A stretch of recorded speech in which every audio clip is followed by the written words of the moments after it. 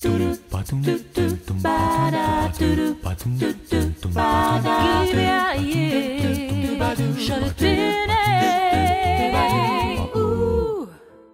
vakaras, brangus radijo klausytojai, su jumis laida Gyvieji šaltiniai ir aš, jos vedėjas Arnoldas Matijošius. Šiandieną mes tęsėme ciklą laidų paskirtų įvaikinimui ir globai vaikučių šeimose ir ši laida įrašyta Kaune. Šiandieną kalbinsime Gintaro ir Ingridos šeimą, kaip jiems sekasi, ir man padės Vaikų gerovės centro Pastogė darbuotojai ir viešosios įstaigos Vaiko ir tėvų centras Aš ir mes darbuotojai. Konkrečiai dabar pakalbins Kristina Vilytė, aš perduodu jai mikrofoną. Labą dieną. Iš tiesų labai džiaugiuosi, kad sutikote atvykti pas mus ir pasidalinti savo patirtimi, nes žinau, kad jūsų Ingrida ir Gintarai patirtis jau nemaža, auginate įvaikintą sūnų. Kiek dabar jam laiko? Bus 7 metai. Na va, tai jau pakankamai ilgas laiko tarpas. Ir gal galit trumpai pasidalinti, kaip atėjo apsisprendimas įsivaikinti. Ar atsimenat, jau buvo seniai, bet turbūt nepamiršot gal dar, ar ne, kiek ilgai sprendėt, ar abejojot, ar neabejojot. Bet kaip priėjote to lemiamo jau apsisprendimo? Apsisprendimas tai buvo ilgas iš tikrųjų. Pirmiausia, tai aš pradėjau apie tai kalbėti, bet Gintaras kažkaip iš pradžių nesutiko. Ir aš kažkaip nuraminau ir gyvenimas ėjo savo vaga. Ir gyvenome toliau, kol turbūt ko gero praėjo 5 metai ir apie tai sukalbo Gintaras. Tada gal aišku irgi buvo tie labai per televiziją reklamos ir tada mes apsisprendėm, bet irgi taip pusryčiavom ir sakom, jeigu tu suieškosi, kur tie kursai, viską sužinosi, tai aš jau ten nueisiu kažkokiu tai būdu, ten eisim ir viskas. Bet buvo praėję nuo pirmo pokalbio 5 maždaug metai. Norisi paklausti Gintaro, kas stabdė, baimės, nerimas, kodėl reikėjo dar tų 5 metų? Negaliu atsakyti dabar, kodėl taip aš ilgai dvejojau. Gal buvo pirmas dalykas, kad kai gyvenom be vaikų, rūpesčių nebuvo, kaip ir vienas kitų džiaugiesi, kaip ir viskas gerai, bet paskui, kai atėjo amžius 35, tada ir pradėjom kitaip galvoti, kad kažkaip tai liūdna dviem. Ir nusprendėm, kad reikia kažkam gyvenimą pagerinti, bent jau vaikui, kokiam nors. Žodžiu, išlaukėt, ar ne, vis tik tai reikėjo to laiko išlaukti, kad ateitų bendras sprendimas abiems. O tuo metu, kai jau abu buvot kaip ir atviri įvaikinimui, ar jautėt, vėlgi noriu čia tą patį klausimą visiems užduodu, nes tikrai šeimos labai sunkiai apsisprendžia įvaikinimui, vaikų globai. Ar tikrai buvot tokie užtikrinti ir pasitikintys, ar vis tik buvo kažkoks nerimas, abejonės? Buvom jau užtikrinti. Paskui gal jau lankant kursus ar ten, tai jau buvo tų, kaip pasakyti, visokių abejonių ir visokių tų baimių, bet iš tikrųjų jau kaip ėjom į tuos kursus, tai buvom jau apsisprendę visiškai. Nors mes žinom, kad bus, nes mes gyvenom su Gintaro mama tuo metu ir aš labai gerai žinojau, kad bus problemos, reiks viską tą išgyventi, bet mes jau buvom apsisprendę. O problemos dėl ko? Ar Gintaro mama nepritarė jūsų sprendimui? Ne. O kodėl? Kaip jinai sakė, kad ji negalės pamilti svetimą vaiko. Ir ji buvo visą laiką, kol lankėt mokymus, nusiteikusi priešiškai. Taip. Buvo nusiteikus priešiškai ir pasipykdavom ir nors turėjo 3 anūkus jau, bet negyveno jie kartu su mumis, bet dažnai ateidavo. Aha, tai jums taip nebuvo iš tikrųjų viskas labai paprasta, juo labiau, kad jį gyveno kartu su jumis. Taip. O tai mokymų metu kažkaip ten sužinojot kažką, kas jum, ar ne, nes aš įsivaizduoju, mokymai yra ta vieta, kur žmonės iš tikrųjų gauna nemažai ir to pastiprinimo ir padrąsinimo. Bet kai kam sužinojus kažkokios informacijos gali tikrai ateiti ir baimių, ir nerimo. Kas mokymų metu jūs kažkiek suneramino? Tai ten, kai ateidavo šeimos, nu ir jaugi ateidavo pasidalinti patirtimi ir kad, nu kaip ir paauglystės, ar ten visokių, kaip ir tie tėvai apsireiškia, nu va dėl to, va, tokios baimės iškildavo iš tikrųjų. O kaip mums bus, ar mes gebėsim ten mylėti ir visą laiką teisingai vertinti tą vaiką visose ten situacijose, visokių tų situacijų galės gyvus. Ir ar sugebėsim iš tikrųjų, kai nėra dar šalia, ar sugebėsim mylėti. Tai... Bet pasibaigus mokymam nepakeitėt savo sprendimą.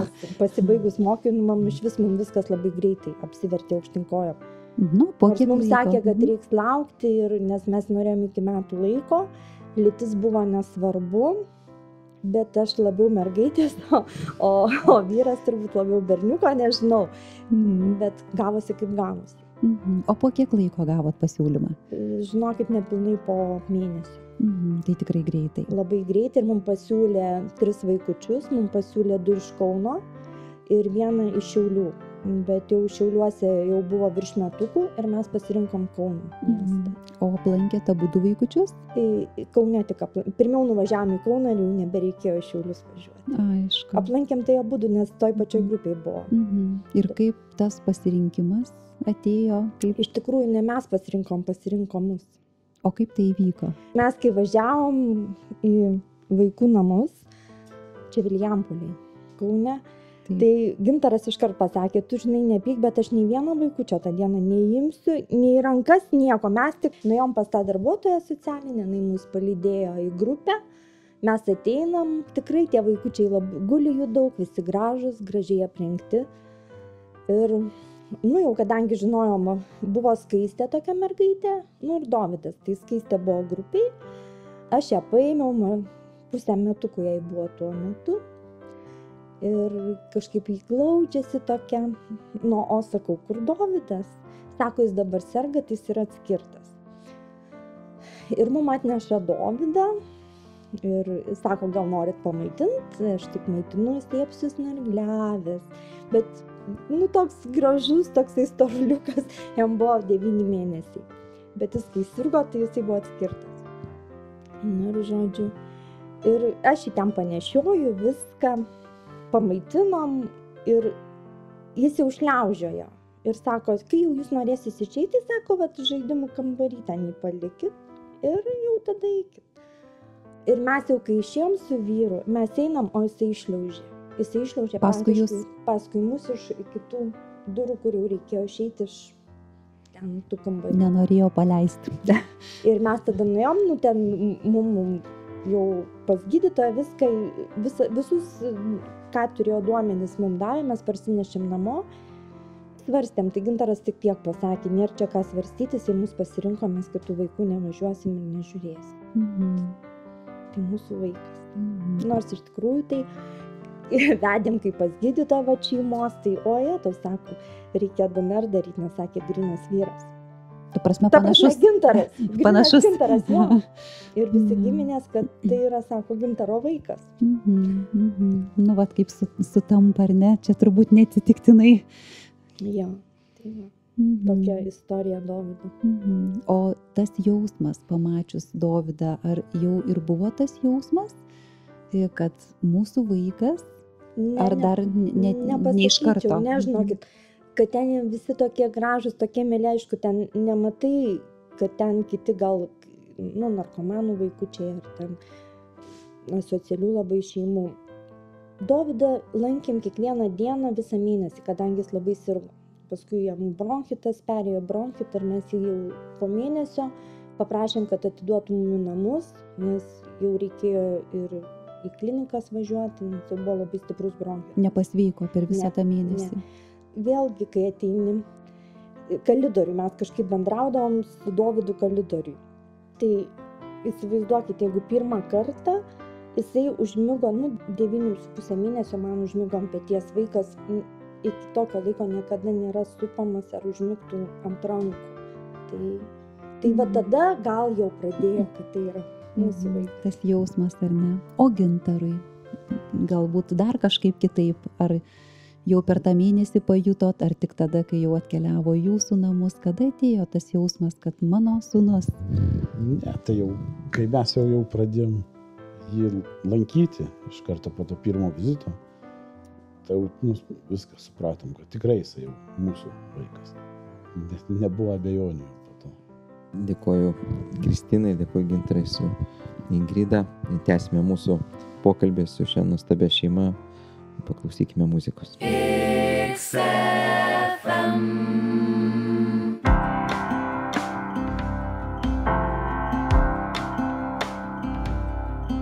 There's a land beyond the river that we call the sweet forever, and we only reach that shore by faith's decree.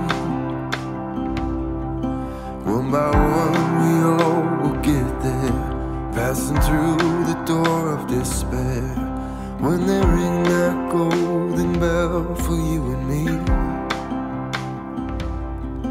Don't you hear the bells now ringing? Don't you hear the angels singing out their tune? 'Tis the glory, hallelujah, the light of heaven shining through you so very soon. Just beyond that shining river, when they ring that golden bell for me and you.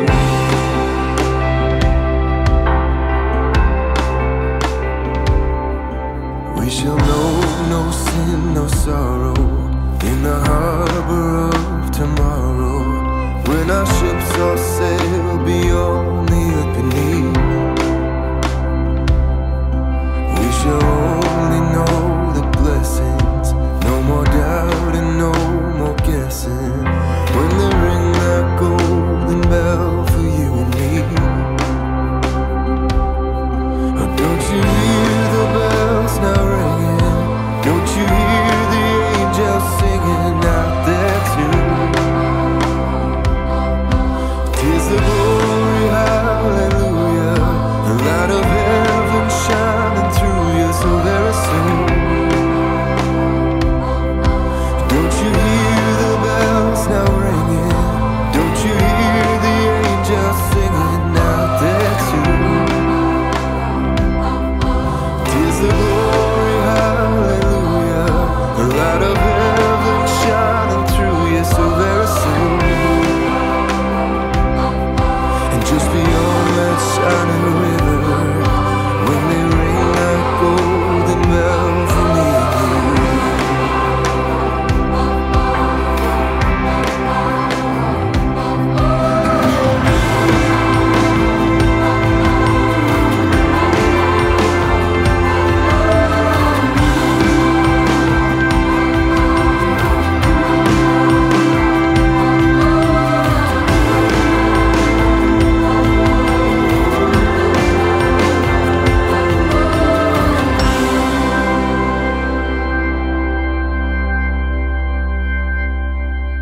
And when our days shall know their number, when in death we sweetly slumber, when the King commands our spirits to be free, nevermore with anguish laden, we shall reach our final haven, when they ring that golden bell for you and me. Don't you hear the bells now ringing? Don't you hear the angels singing out their tune? 'Tis the glory, hallelujah, the light of heaven shining through you so very soon. Just beyond that shining river, when they ring that golden bell for me and you. Just beyond that shining river, when they ring that golden bell for me and you.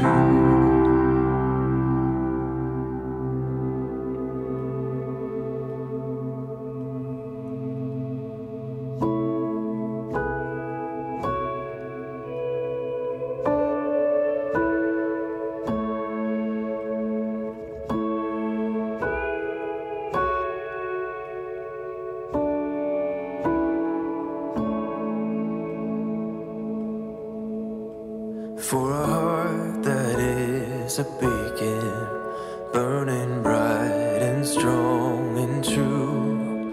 In my waking and my sleeping, may I ever reach for you. For a will that is a shadow, only moving with the light, on a road that's straight and narrow. Keep me ever by your side. And oh, hear this humble prayer, oh, from a heart laid bare. And all that I ask of thee, make your home in me. Grant me faith to move the mountain and be cast into the sea. When I'm lost and when I'm doubting, seal my confidence in thee. Let my praise be like the thunder, breaking through the darkened skies.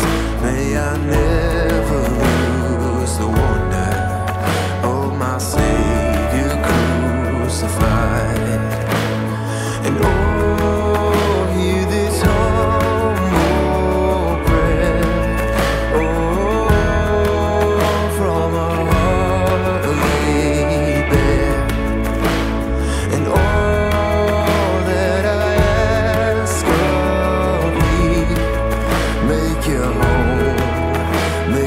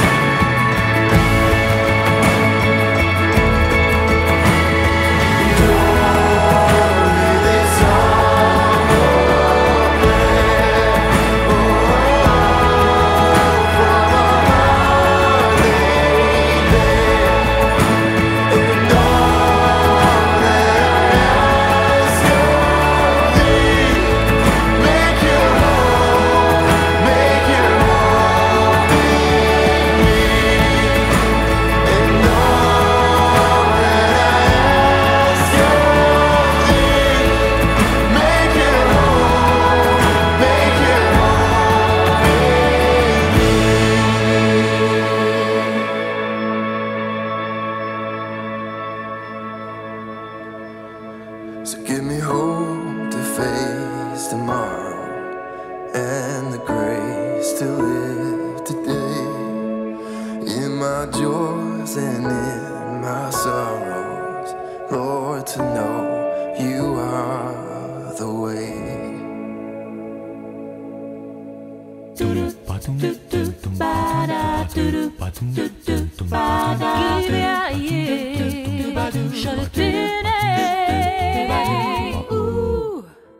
Grįžtame į gyvųjų šaltinių laidą.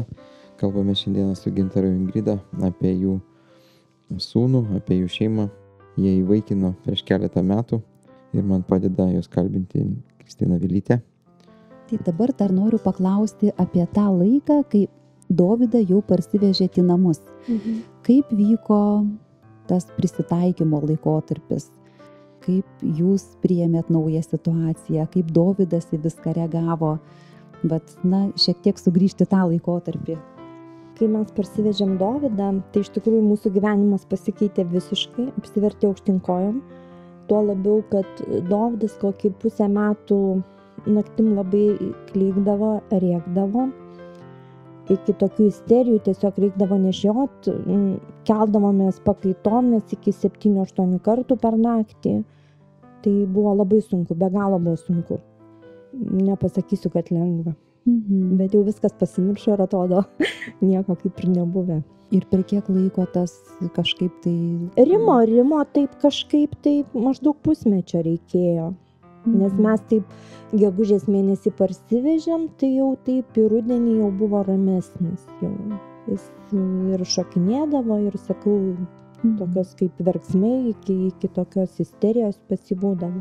Bet tai naktimis, ar ne? Naktimis. Dieną jisai irgi būdavo neramus, bet dieną kažkaip tai, kaip ir dieną. Išsiversdavom, nes ir močiutė pradėjo dėmesio daugiau skirti. O kaip močiutė reagavo atsiradus Dovydui, nes čia dar ir ta pradžia tokia nelengva buvo? Žinokit, labai priėmė, labai greitai pamilo, su manim nepasidalindavo. Ai, netgi šitaip, ar ne? Tai tiesiog reikėjo pamatyti konkretų vaiką, ar ne, kad galėtų jį priimti. Galbūt apibūdintume Dovydą, koks jis kaip vaikas, koks jo charakteris, koks temperamentas, kaip keičiasi jisai metam bėgant, nes turbūt tų pokyčių labai daug. Temperamentas jo, tai jis labai judrus nuo pat kai pradėjo vaikščiot ir iki dabar. Kaip ir vaikas gal turi užsispyrimo labai tokio, bet šiaip labai imlus, labai toks dėmesingas. Dar apie meilumą, jeigu, tai jis labai buvo nemylus vaikas iki kokių 2 metų. Ta prasme, kaip neprieisi, neapsikabins, jis nemėgo tokių dalykų.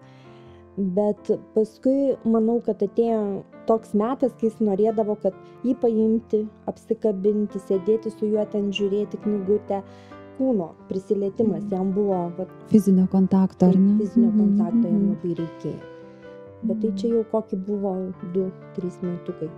Ir dabar jisai ateikas, jis ėsk ir prisiglaus ir šeima, mes šeima, sako, mes šeima. O kaip tas ryšys kūrėsi? Tas prieraišumas vieniem prie kitų? Po truputį, nežinau, net kažkaip taip ir kūrėsi. Mes tai greitai prie jo, kaip pasakyti. Nes Ingrida sakė, ar nebuvo tas nerimas, ar tikrai mes galėsim jį mylėti, ar pamylsit. Tai kaip šitoj vietoje, ar galit jau tikrai... Tai jau senai, jau čia net atrodo, kad viskas taip ir buvo. Čia kai nebuvo Dovydo dar mūsų šeimoje, tai visokių tokių minčių prileisdami. O kai jūs atsirado, tai... Nebuvo sunku. Nežiūrint to, kad verkdavo, kad neramus. Ne, kažkaip niekada nesudvėjoju, tik tai kitą kartą, jeigu kažkas nepavyksta ten, ar auklėjime, ar tiesiog kažkokioje tai situacijoje, tai visą laiką irgi galvoju, savęs klausti, aš bent klausiu, ar aš viską teisingai darau, ar aš viską iki galo padariau, ar ten teisingai pasielgiu, ar mes ten gerai aptarėm tą situaciją, nes visokių tikrai yra ir darželį situacijų. O kaip darželį sekasi? Kas kokie iššūkiai? Jis yra, tai jam labai gerai sekasi. Pačiam Dovydui tai labai gerai sekasi. Jis nori visur lyderiauti ir kitą kartą, kaip ten tarp vaikų visko būna, tai... Tai čia auklėtojom nelengva. Auklėtojom jo, labai nelengva. O auklėtojas ar žino, kad Dovydas įvaikintas? Iki šiol žinojo. Ir tikrai buvo labai tos auklėtojos ryšys su Dovydu stiprus. Dabar ne. Dabar jau mes einam į paruošiamą ir mes ne. Tik tai, Gintaras anąkart nugirdo tokį pokalbį tarp berniukus. Turi tokį draugą Tajų. Ir sako, aš ateinu ir girdžiu, kai tas Tajus sako, kad jo mamytė mirusi. Ir Dovydas tiek klausinėja, tai kaip tu neturi dabar nei vienos mamytės? Ir sako, aš atėjau ir baigėsi jų tas pokalbis. Bet manau, kad auklėtos pasakytų, nes Dovydas žino, kad yra 2 gimtadieniai, jo vienas tikras, kitas, kada į mūsų šeimą atėjo. Ir jis dažnai, pavyzdžiui, namuose klausia, kaip tos moters, kuris pagimdė vardo, jisai žino, kad tai yra Jurgita. Visai nesenai jisai pradėjo kalbėti ir apie kitą tėtį, nors seniau jisai visai jam kažkaip neaktualu tai būdavo. Pradėjo klausinėti. Pradėjo klausinėti, mes tik tai žinom vardą to tėčio, apie mamą biškį daugiau žinom, bet tiek, kiek jisai klausinėjo, mes pasakom. Tai esat atviri, ar ne, šitai temai? O kaip Dovydas reaguoja? Ar pastebit jo kažkokių tai reakcijų nes vis tiek tai yra labai stipri žinia, ar ne, apie jo praeitį. Ir vat įdomu, nuo kada pradėjot kalbėti su juo. Oi, tai mes pradėjom senai, žinokit, kalbėti, taip kaip mokė per kursus, su pasakom, su labai pavyzdingi iš tikrųjų buvom mokiniai kurso turbūt. O kada pradėjot va tą pasaką pačią pirmą, kada pasiekėt, kiek jam buvo? Gal kokie 2 metukai. Jau kai pradėjo kalbėti, ar ne? Jo. Tai... Ir kaip sekėsi sekti tą pasaką, ar labai jum baisu buvo, ar buvo natūralu viskas? Man tai labai sunku. Ir kaip man reikėjo pasakyti, kad aš esu širdies mamytė, o tu turi dar pilvelio mamytę, tai man toks guzas atsistojo. Aišku, tas vaikas nesuprato to, ką aš pasakiau, bet pačiai buvo sunku. Dabar, aišku, jau man jokio sunkumo. Ir to pačio žodžio turbūt įvaikinimas, tai Dovydas dar ir nesupranta, kas tai yra. Bet kad yra kita moteris, kurį pagimdė. Ir tiesiog jisai dabar kartais labai, aš noriu, kad aš būčiau iš tavo pilvelio, kodėl mane pagimdė kita moteris, tai jis to klausinėja. Bet aš sakau, tu esi labai mano širdies sūnelis, aš tavo širdies mamytė, sakau, tu pas mus iš širdies atėjai, iš meilės, tai jis kažkaip. Jis turi išgyventą netektį, ar ne, kad jisai gimė ne iš jūsų, o gimė iš kitos mamos. Jo, jis klausinėt pradėjo, kodėl aš neturiu brolių ir seserų. Realiai tai jų yra, jisai turi. Tai aš kažkaip pasakiau, kad turi, bet jisai nesigilino. Nes kažkaip nebuvo jam tas aktualu bent šitam etape. Jo, taip. Bet jisai jis norėtų turėti, ta prasme. Taip. O tai jūs švenčiat ne tik jo gimtadienį, bet ir įvaikinimo dieną. Taip. O kaip švenčiat? Kaip ta diena praeina? Mes tik šeimos rate, praktiškai dabar jau 3, nusiperkam tortuką, susėdam, mėgsta jisai labai nuotraukas pasižiūrėti, arba ten, kas yra jau kompiuterį keltą, pakalbėti ir tada jis pradeda klausinėti.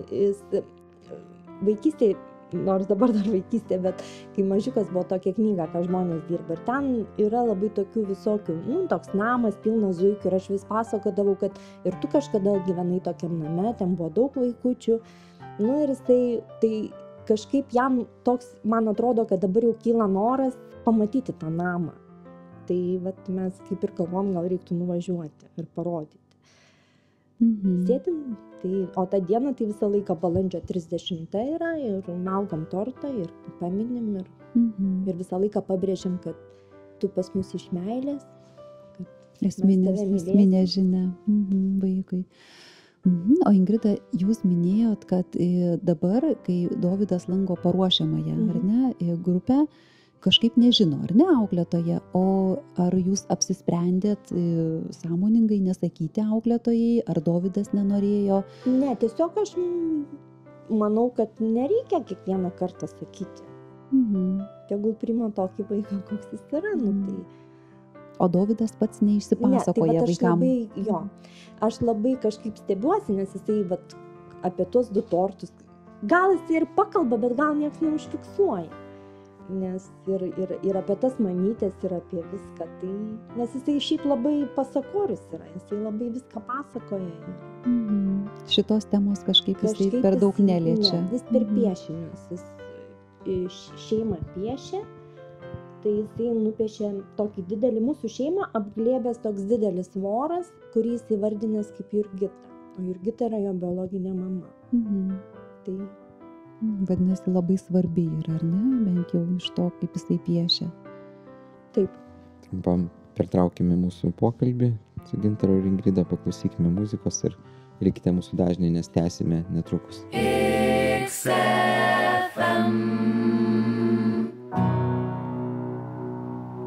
Well, I looked over Jordan, and what did I see? Coming for to carry me home. A band of angels coming after me, coming for to carry me home. Swing low, sweet chariot, coming for to carry me home. Swing low,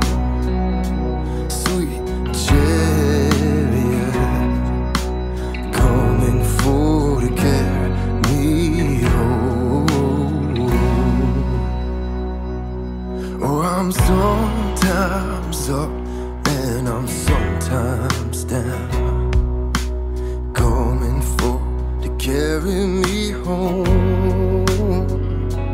But still my soul, it feels heavily bound. You're coming for to carry me home. Swing low, sweet chariot, coming for to carry me home. Swing low, sweet chariot, you're coming for to carry me home. No more worry, no more pain, every doubt erased. No more troubles weighing down my soul. You're coming for to carry me home.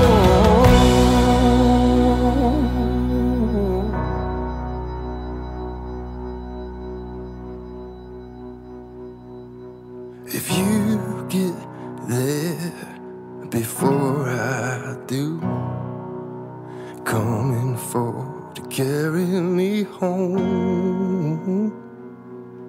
Won't you tell my friends that I'm coming too? I'm coming for to carry me home.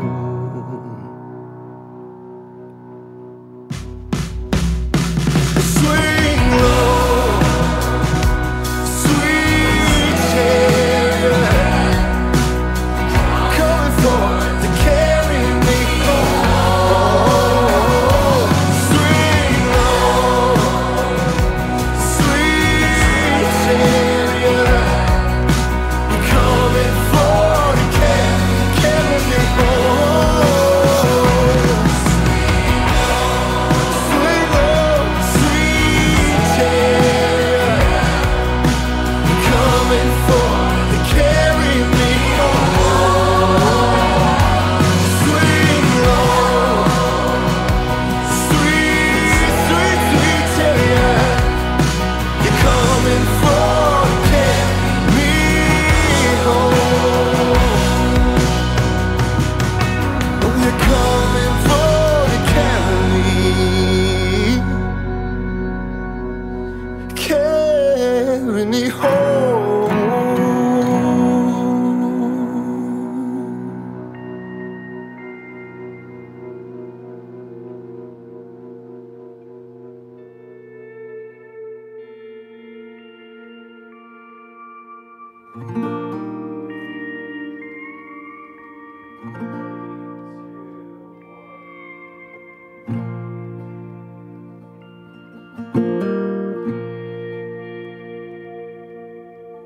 Haven't seen you around here for a while. I mentioned your name and I saw him smile. Sitting on the front porch waiting, sitting on the front porch waiting. Every little one to him belongs. You might be weak, but he is strong. Sitting on the front porch waiting, sitting on the front porch waiting. He's sitting on the front porch waiting home. So come on home, come on home. Though you left, you couldn't forget. Just come on home.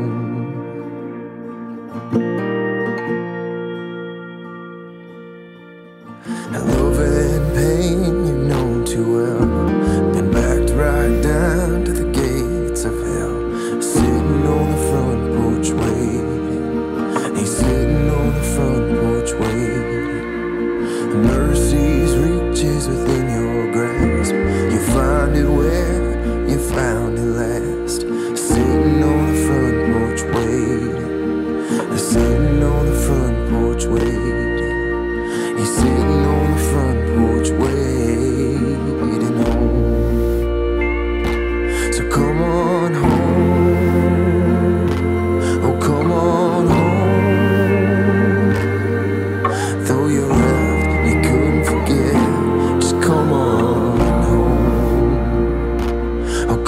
on home.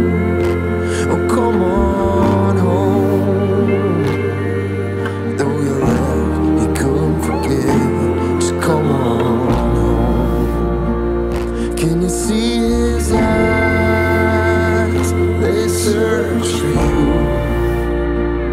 Can you feel his cries? They long for you.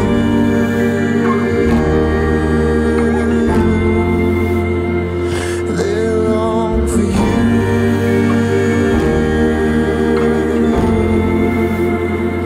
They long for you.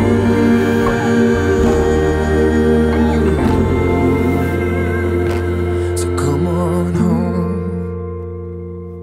Oh, come on home, my brother. Come on home. Oh, come on home, my sister. Though you left, you couldn't forget. Just come on home.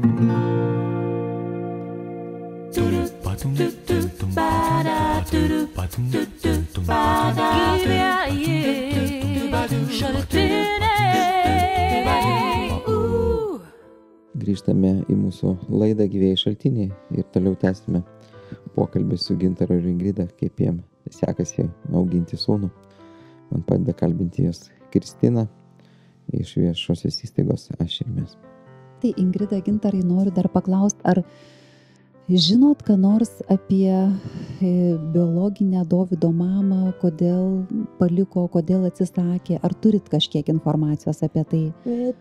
Turim žinomų vardą jos, kad Vilniuje gyvena. Šiaip, kodėl atsisakė, tai atsisako, jinai Dovydas jau buvo 3 vaikas. Kaip mums sakė vaikučio teisėse, kad jinai nesugeba rūpintis tais vaikučiais, užtat jinai juos ir palieka. Netgi kaip ir pati su tuo vyru sirgo atvira TBC ir net nesigydė ir Dovydą iš karto paliko ir pabėgo kaip ir iš ligoninės. Nes Dovydo nieks ir nelankė tuos 3 mėnesius, kiek jisai gulėjo ligoniniai. O minėjot, kad Dovydas labai sirgo, ar ne? Pradžioj net mėnesį laiko negalėjo pasveikti. O kaip paskui su jo sveikata? Ar greit išsveiko? Kaip dabar jisai? Išsveiko turbūt kaip ir visi vaikai, tos peršalimo ligos, tai kartojosi dažnai, o šiemet kažkaip tai iš vis nieko nesirgo. Tai džiaugiamės. Tai esmėje jis yra sveikas vaikas, ar ne? Taip, kad kažkokių sveikatos problemų neturit. Ne, neturim. Aišku. Dar noriu paklausti, kaip tiek apie pačią pradžią, tiek dabar, kaip reaguoja aplinkiniai? Į tai sakėt, kad vieniem kaip ir pasakot, ar ne, dabar jau minit, kad ne visiems tą, ar ne, dabar auklėtoja kaip ir nežino jo, kad jis yra įvaikintas, bet kaip reaguoja, su kokiom reakcijom jums tenka aplinkinių susidurti? Ar jos palaikančios, ar kažkokios? Ta prasme, visa šeima, artimiausi šeimos nariai, tai visi žino ir iškart žinojo, aišku, ir labai kai kurie džiaugiasi, kai kurie ne. Jeigu atsukti laiką atgal, bet dabar tai pavyzdžiui visi tikrai ir myli, ir džiaugiasi. Ir mus kaip ir palaiko, ir jokių ten... Kai kuriem tiesiog reikia laiko, ar ne, kad priimt, apsiprast. Taip. O iš tolimesnių žmonių, arba tiesiog, ar kažkokios reakcijos užstrigo, ar... Kad nežinokit. Kažkaip tai mes nesusidūrėm su neigiamom emocijom šitų klausimų. O dar jeigu sugrįžti į tą mokymų laiką, kai dar tik tai ruošiatės įvaikinimui, nes, kodėl noriu klausti, nes tvyro tokia nuomonė, labai dažnai tenka susidurt, kad įvaikinimas yra labai sudėtingas procesas, kad reikia surinkti be galo daug dokumentų, kad ten daug tos biurokratijos ir kad įvaikint gali įmanoma, bet labai sudėtinga, o kai kuriais atvejais iš vis neįmanoma. Kokia jūsų patirtis? Ar jūs patvirtintumėt šitas kalbas ar paneigtumėt?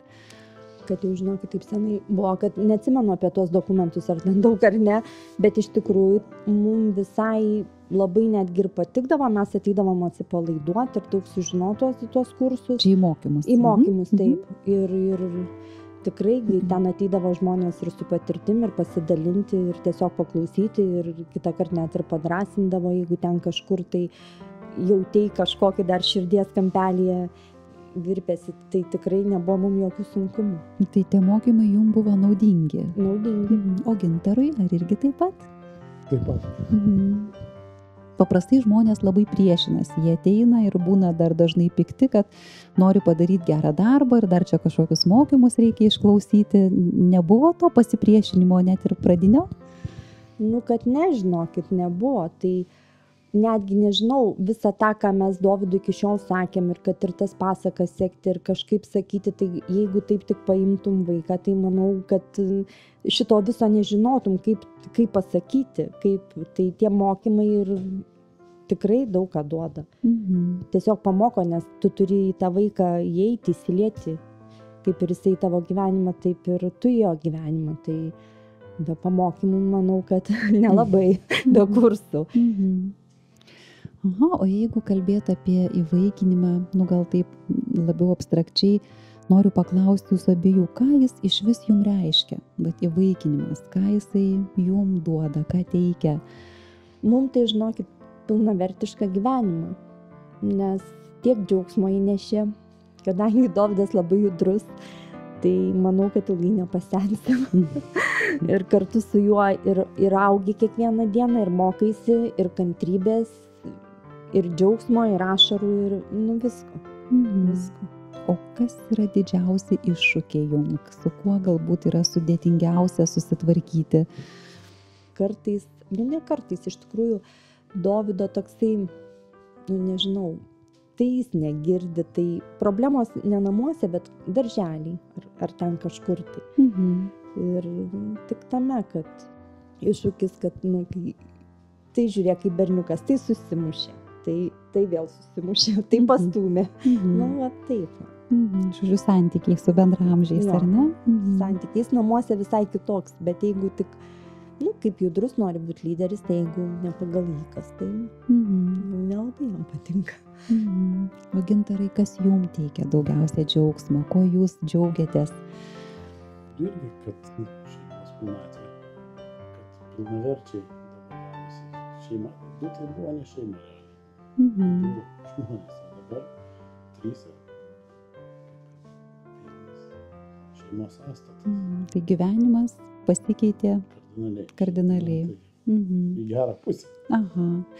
O jeigu dar paklausti apie jūsų tarpusavio santykį, ar keitė, bet Dovydo atėjimas jūsų tarpusavio santykį, nes paprastai yra viena gyventi dviese, visai kas kita gyventi 3. Ar vyko pokyčiai kokie šitoje srityje? Manau, kad nelabai, bet pradžioje tai turbūt kaip visam, turbūt vyrams žmona per daug vaikui atsiduoda ir trūksta žmonos dėmesio. O paskui viskas gerai. Susidėliavo, viskas susivienodino. O Ingrida, jums, jeigu paklausti apie tarpusavio santykius? Tai jo, tas metai buvo, iš tikrųjų, kai Dovydas atėjo, tai metai pirmi buvo tikrai labai sunkus, vien dėl to, kad buvom pripratę daug metų gyventi tik savo, plus vaikutis, kaip jau minėjau, ir verkdavo ištisai ir buvo sunku, tai aišku, aš visą atsidaviau sūnui, o vyrui jau kas likdavo. Nors tikrai ir Gintaras ir keldavosi, ir nešiodavo, nes tiesiog būčiau nepajėgus viena. Tai ką galėtumėt palinkėti kitom šeimom, kurios galbūt dar tik tai svarsto įvaikinimo idėją, nežinau, ar padrąsintumėt, ar palinkėtumėt jiem ko nors, ar gal bandytumėt atkalbėti, kokią žinią norėtumėt jiem perduoti? Jeigu jau kirba mintis apie įvaikinimą, tai manau, kad jinai ir neiškris iš galvos ir tikrai reikia tą daryti. Ir iš tikrųjų, kuo jaunesni. Aš taip galvoju. Ir tikrai verta už tai, kad pakeičia gyvenimą, įneša džiaugsmo, įneša pilnatvės. Smagu, labai smagu. Bet iš kitos pusės turbūt reikia ir išlaukti, ar ne, vat kaip jūsų atveju. Reikia. Turbūt turi ateiti laikas. Turi žmonės subręsti, tai yra atsakomybė, didžiulė atsakomybė visgi. Užauginti. Tai smagu, kad ir po 5 metų, ar ne, bet ar ne, Gintarai, ką jūs galėtumėt palinkėti ar pasakyti kitom šeimom? yra ta mintis, kad norit įsivaikinti, nedvejokit. Tai nesitikėkit, kad viskas rožėm klota. Bus visko. Nu, čia kaip ir bet kurioje šeimoje turbūt, ar ne, kuri augina savo vaikus. Tai ką, labai dėkui jums už jūsų pasidalinimus ir linkiu daug sėkmės ateityje. Ačiū. Ir aš kaip laidos vedėjas dėkoju jums, linkiu sėkmės. O radijo klausytojams primenu, kad pakartojimą laidos klausykitės šios savaitės sekmadienį 15 val. Ir iki susitikimo eteryje. Sudie.